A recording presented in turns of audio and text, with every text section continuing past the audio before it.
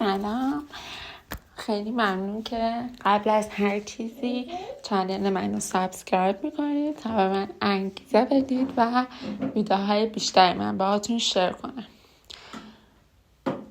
من یه پسر کوچیک دارم که به زودی دستش رو میبینید الان یه لباسشویی. این ولاگ چند روز از زندگی منه که با سختی به خاطر اینکه هی باید فرض کنم کار پسرم رو انجام بدم، هی صدا میکنه و اینها،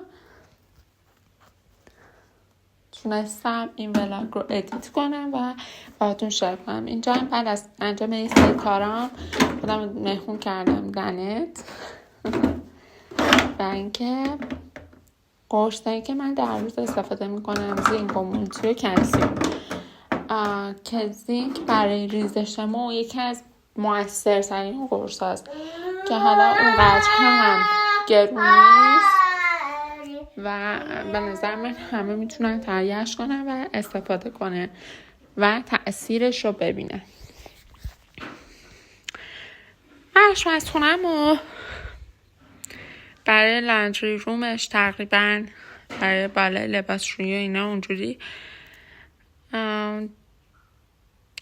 پودر ماشین و اینا رو گذاشتم.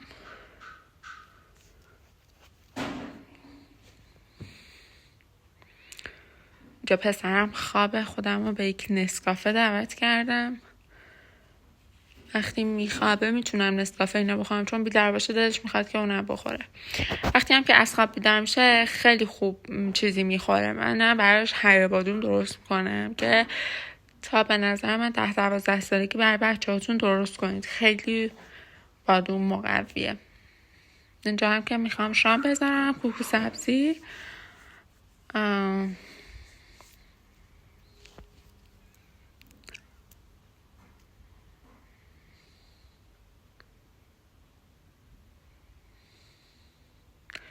من توی کوکو سبزیم زرشکم میریزم. بله اینطوری ریخته میشه.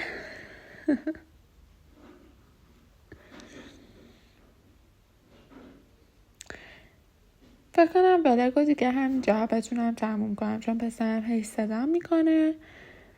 من کوکو سبزی نمیتونم اینجوری بریزم رو صفحه، نمیتونم برگردونم، واسه همین کتلتی